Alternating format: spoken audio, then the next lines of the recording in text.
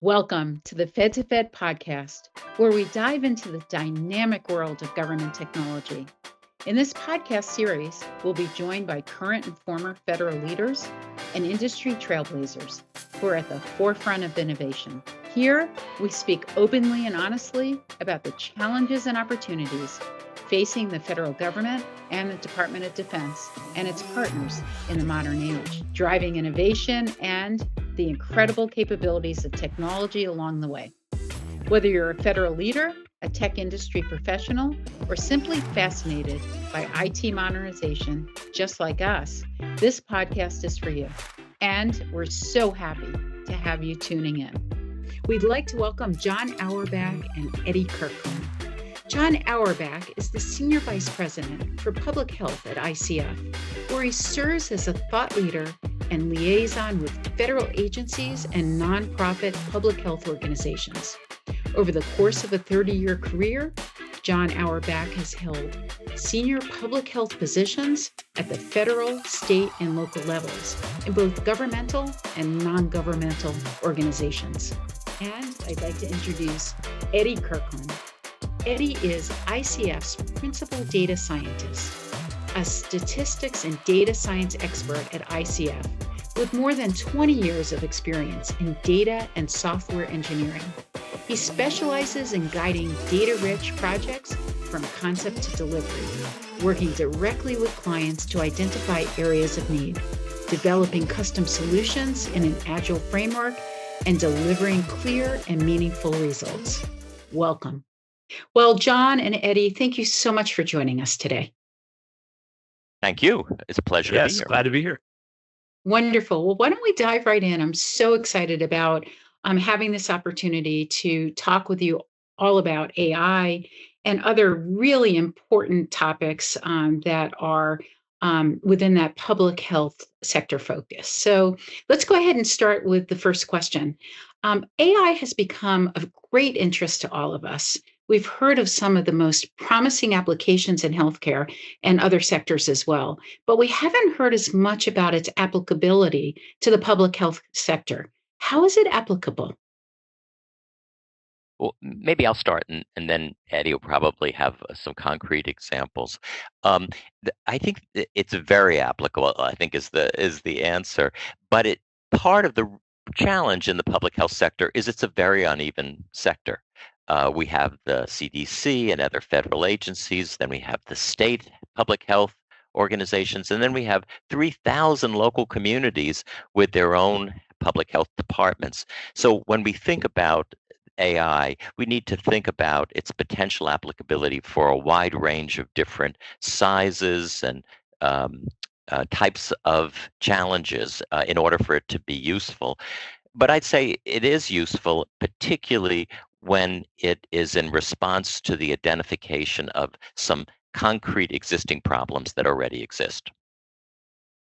I think that's great. And it's interesting because I think the applicability has changed in the last few years, and it's just grown so much more. If you look back, 3 to 5 years ago, AI was largely limited to, only people who were working with massive amounts of quantitative data. And they had to have a lot of expertise to be able to leverage it and leverage it appropriately. With the advent of newer approaches to it, particularly generative AI, it's opened AI up to operate even just in big quantities of text data. And I have not met anyone in public health that doesn't have a junk drawer full of text data that they wish they could process, they wish they could gain insights from, but they haven't been able to. 3 years ago, that wasn't possible, and it is now. So I would say it's much more applicable today than it was, a few years ago, and it's growing by the day. That's awesome. Great perspective. So ICF has been directly involved in this work with the CDC and other agencies and organizations. Can you give us some specific examples and lessons learned? Sure, John, I can jump in and give some specifics, and then if you have more, please feel free to toss those in as well. In our work with CDC, we've seen a lot of different applications of AI. We particularly saw a really powerful application of traditional AI to help with legal epidemiology documentation. and it was helping to analyze those, to process them quickly. A team had a huge backlog of papers that needed to be reviewed. We were able to eliminate that backlog and create a much broader and more useful data set for their team to track legislation over time as it related to, in this case, it was COVID mitigation mandates. So that was one application of traditional AI. Now we're seeing a lot of different applications of generative AI, where we're seeing it being used to tag and classify or code, what a lot of people reference, coding different data points, different documents in a much more efficient manner. We've seen it used in a lot of ways to consolidate and summarize reports, to summarize anecdotal data, to understand topics and themes and be able to notice patterns across text data. There's a lot of very specific applications we've been able to champion specifically at CDC. That's awesome. John, maybe I'd add just a couple of Mhm. other examples. Again, some of these are very practical. Like, for example, NIH has asked us to help them with literature searches that are very complicated and in the past took a long time when they're very complicated specific literature reviews to identify what has been learned over the years about certain health issues. We have a tool called CommentWorks, which helps when federal agencies are changing their regulations and they need to have public input. That sometimes they get thousands of members of the public that will have a comment about a proposed regulation, and they have to summarize that data. They have to sometimes reply to each of the people who offers input. And again, we have a tool that helps them in terms of getting that work done. And then, of course, we'll talk more about this, I suspect. The heart and soul of public health is often surveillance or epidemiology, that is, tracking diseases. And AI is increasingly becoming helpful in terms of not just capturing the most accurate information about diseases and where they're occurring, but also subpopulations. And it offers increasingly the possibility of forecasting in a pretty accurate way what might be coming. So we don't just know what has occurred, but we are able to estimate what will occur under certain circumstances. AI is a valuable tool in terms of making that kind of forecasting effort. That's awesome. And just to go a little bit deeper here, internationally, there's got to be a lot of talk about how how's the CDC is working with, as an example of an agency, working with agencies that are similar overseas or internationally. Is AI being used across the board? How is that being managed? Well, one specific example is we've been working on a pilot project for a team that is providing guidance to public health departments in developing nations. And like John was just saying, one of their biggest needs is the ability to do very rapid literature review, to make good, qualified decisions with the best in class research on given topics. And in many cases, they are trying to contextualize that research as much as possible to their region globally. And so we're creating a tool on behalf of the CDC that will potentially help those people quickly search through the documentation to find the best papers that align with a natural language question instead of having to come up with some kind of really complicated librarian search string. For many people in these public health departments, English isn't their first language, and so we want to give them the tools to just ask a simple question, get a wealth of information back, and then using AI as well to narrow those things down to their unique context and their unique scope. So that's one example of a way that we're, working and collaborating across, international agencies. Maybe I'll mention just one other quick one, which I think builds on what Eddie was saying, and that is AI offers the ability to translate materials into other languages very quickly. And you can even customize the way that you want to communicate so that you can factor in literacy levels or where you want to have pictures instead of words. A lot of that kind of translation, communication, interpretation is very resource intensive historically. You need to have a lot of people on staff or you need to have contracts with experts. There always needs to be a person in the loop. There's someone who always has to check that that translation is accurate. But the ability to translate into multiple languages and customize communication tools to specific subpopulations is much, much easier with AI. Oh, it's I'd very say exciting. one other Eddie? little tidbit is as we work with ICF's Europe and Asia team, they're involved in AI as well, and they're very well versed in that. And one of the benefits of being connected internationally is we're all holding each other to the highest possible standard of safety, ethics. And in many ways, Europe leads the charge on that. Some of their safety and stability laws are very restrictive. And so finding ways to partner and allowing ourselves to think through how would this be implemented in a place like the European Union, it makes everyone safer. It makes it a better outcome.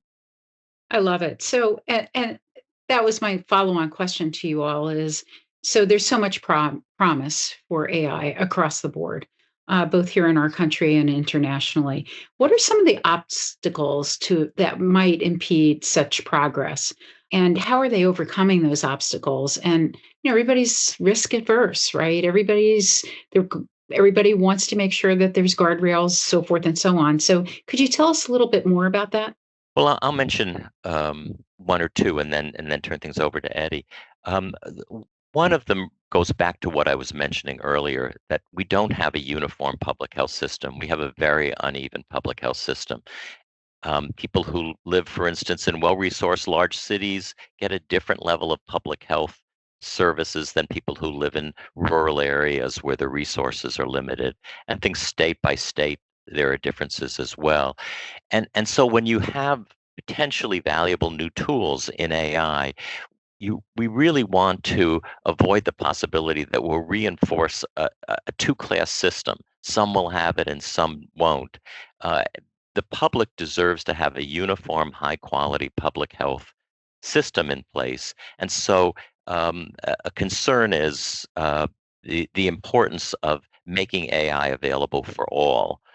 And that partly, to answer your question about how do we grapple with that, it means recognizing it and acknowledging that different kinds of technical assistance and support from federal agencies and others is necessary to ensure that the lower resourced areas or those that have some obstacles in terms of their connection to the internet or having the latest equipment get support so that they benefit as well. Yeah, I think that's absolutely true. And I think on a broad scale, um, the things that make AI that we should be cautious about as we embrace and integrate AI into everything that we do. There's two big ones that come to mind. The first is just the security aspect of using this AI model. And some of that comes from potential biases in models that we need to be aware of, we need to work against, we need to assume that models have bias and work to mitigate that. But some of it also comes because these models currently are so large and so complex that they have to run on other people's machinery. And so we're all sharing time on the mainframe of another person's infrastructure in order to use these. There's definitely secure ways to do that. There are ways to kind of fence that off, but that's going to be a concern for some people, especially in public health, if you have to, deal with PHI and data that could be very dangerous if it were to be released. The other aspect to think about with this is sustainability with AI. A lot of these AI models are very energy hungry and they require a lot of electricity. And so obviously there are issues with that. And there is even financial issues with that. And there's a question as to whether or not that's sustainable in the long term. But I think with both of those challenges, I'm seeing a trend in this industry that's not very publicized, but it is happening where these models are actually getting better at being smaller and still being very, very powerful. And so, as that trend continues within the next few years, my hope and what I want to see happen in this industry is that the models become small enough to be used locally on your own device, on your own phone, on your own computer. And that helps answer both of those questions. It helped answer the security question and the sustainability. So there are definitely pitfalls we need to be concerned with. But I'm excited about the promise of what's coming. And I think the more we can, lean in that direction and encourage it in the industry, the better we'll all be. Oh, that's really great. John, anything else to add there?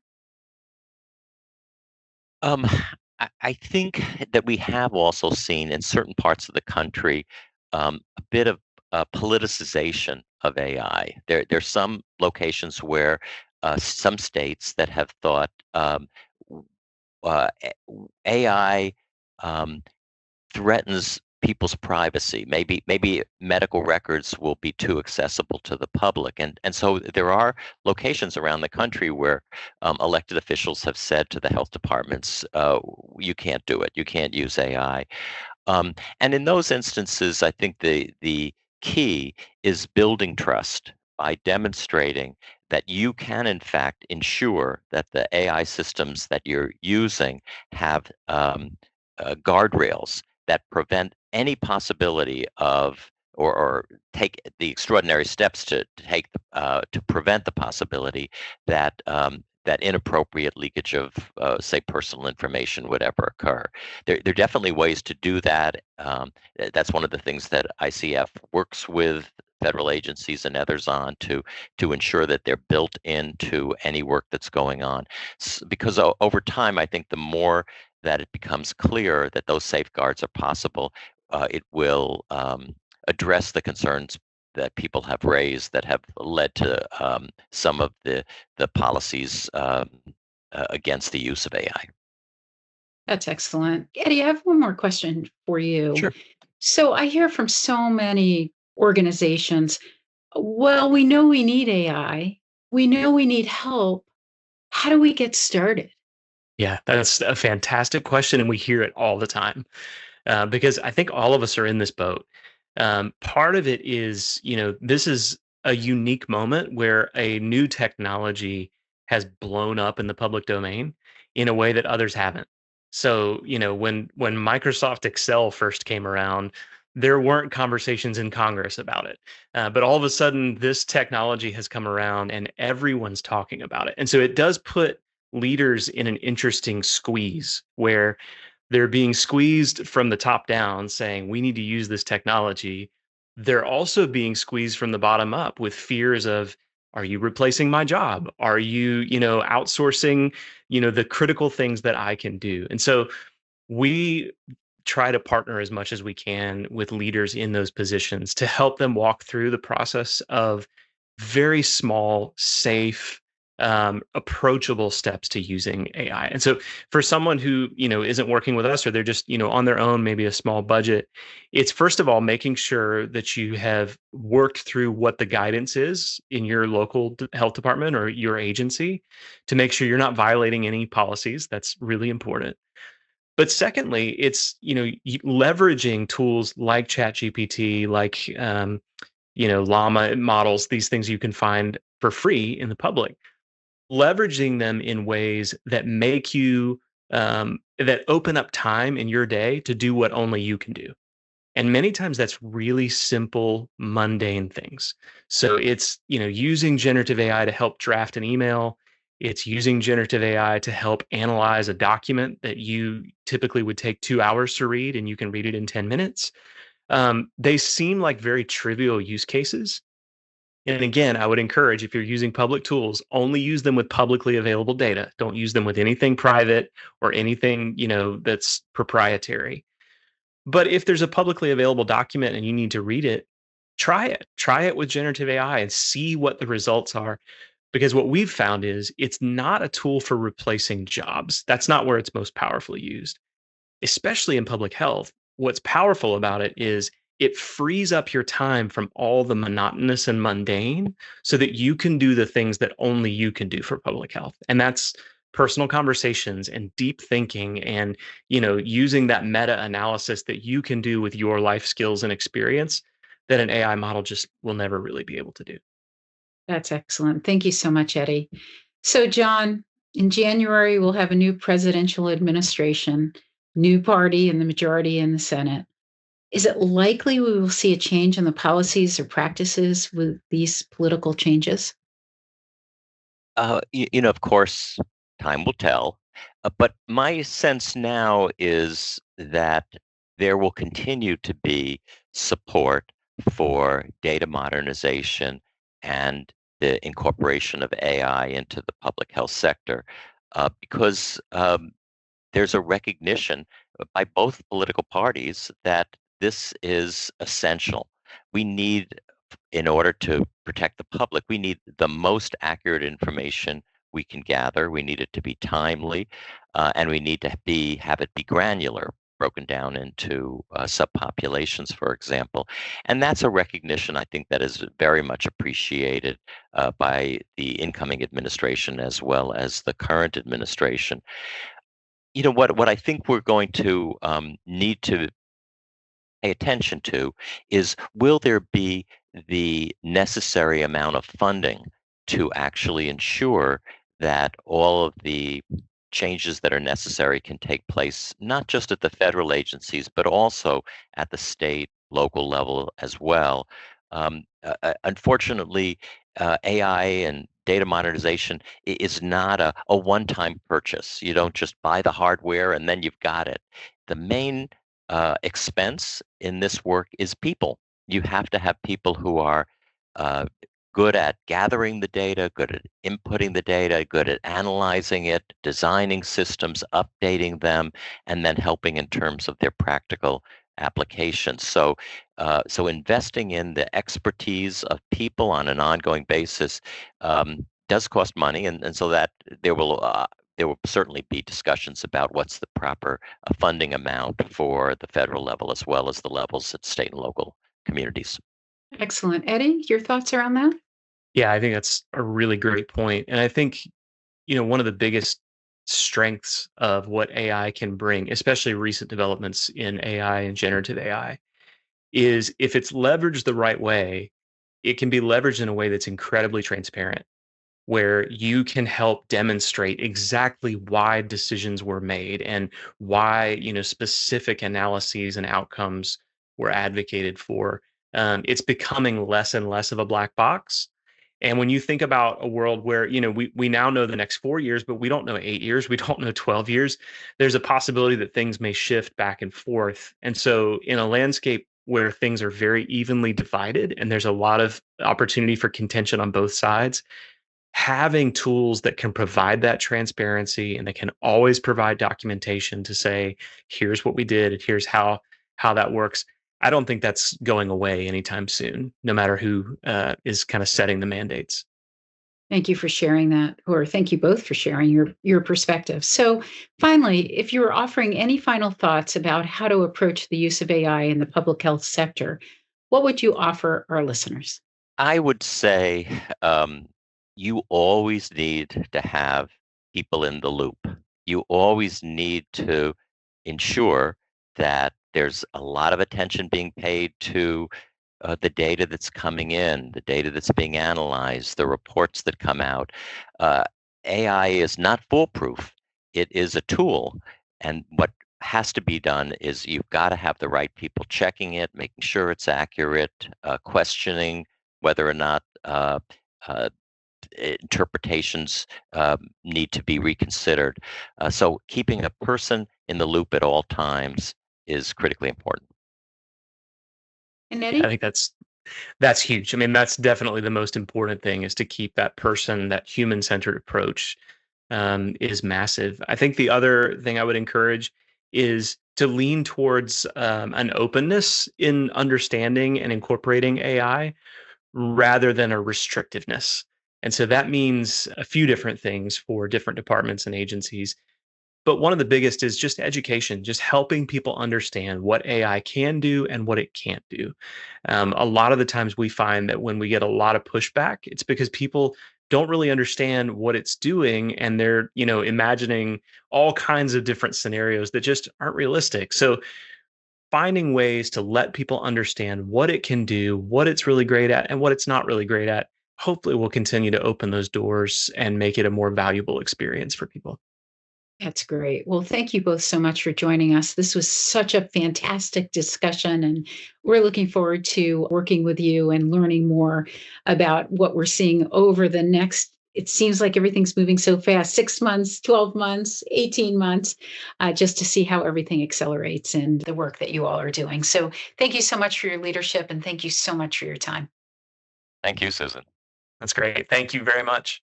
This concludes today's episode of the Fed to Fed podcast. If you enjoyed this episode, please don't forget to subscribe, rate, and leave a review. Your feedback helps us continue bringing you thought-provoking conversations with the brightest minds in government technology. Stay tuned for our next episode, where we will continue to explore opportunities to harness the power of technology and explore what's next in developing a more innovative and efficient government. Until then, this is the Fed to Fed podcast by GovTech Connects. Thank you for joining us.